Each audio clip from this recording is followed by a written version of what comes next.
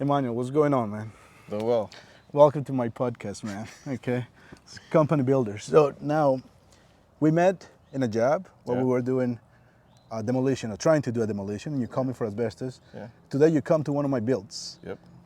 Anything you like to ask me? I mean, you're in the business for a pretty long time now. Over So, 21 years now. 21 years. What's some advice you give to a new contractor coming up in the business? So we had a prior discussion that I liked a lot, and it's about there's no limit on what you can do. Hmm. Whatever it is the people dream, you have to make it happen. There is one thing that I will recommend not only you, but everybody that is young, and is go when the customer needs you to do what the customer needs done. Okay. Most people don't understand that when you work, your boss is actually your customer. That is one of the biggest things that I have to deal with in almost daily basis. Is most of my employees, most of my partners, everybody that I do joint ventures with, Yeah. they always said, you know what, I am an artist, so everybody has to like what I do. And in my opinion, in my expertise, I've been able to build a successful business by listening and doing what the customers want done. It's funny you say that because I hear that a lot. You know, people start businesses for themselves to be their own boss, but they don't understand that they don't get paid if they're not servicing the person that they're working for. If you don't want a boss, Yeah. get you a remote business or a remote job where nobody talks to you. Yeah. But if you want to be in the service business, Yeah. you're always going to have a boss, man. Every day, Yeah. every night. Let's describe this project. This is a project where I bought a foreclosed lot, then I cleared it out, and then I built this 7,000 square foot home Yeah. on it. Important to know that many people, when they get a major loss on an insurance claim, they assume that they can build a house that is 5, 6 times bigger than what they had before.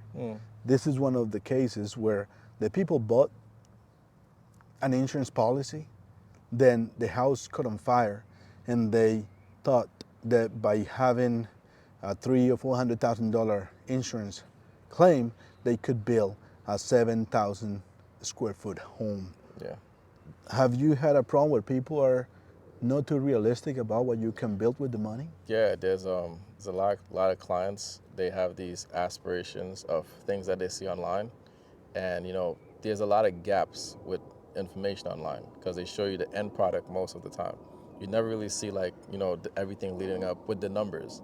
You see this house and they're like, I made $1 million in it, and they're excited. They're like, hey, I want to make the most amount of money and spend the least amount. And then their goal is to get the contractor or whoever's building the home to take the least amount of profit, and they're trying to get everything all across the table. And that creates problems sometimes because then you got somebody who's working to help bring your dream to life, and then they're disgruntled because they also got a family to feed and everything else. So these are things that creates these problems with people not understanding how the whole process works, because sometimes, well, most of the times, it's their first time building a home or their second time. Okay. Once you get to the fifth and sixth, you start understanding it more because you run through all these challenges and variables. But in the beginning, they just want everything for nothing.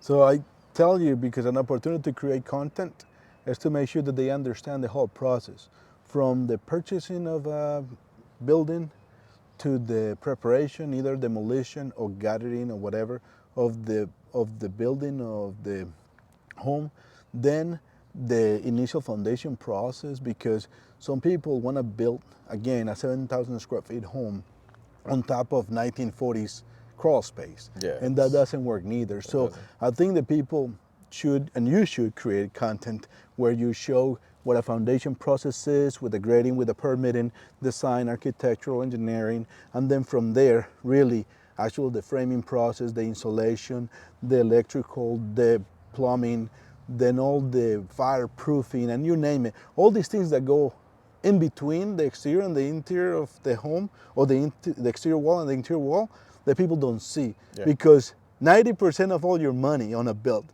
goes on things that people don't see. Yeah. Okay, most of the people that I dealt with before I started doing my own development was all my customers always thought that the price of the house was the flooring and the paint. Oh no, no. Sometimes if just your foundation, if it's on a slope on a hill, with piers and all these other things, that could cost more than most Than the of the house house. itself. Yeah, yeah. Man, thank you for being this podcast, and hopefully you create the content. Hey, thank you, Mario. No Nice to problem, meet man. you. A pleasure. All right.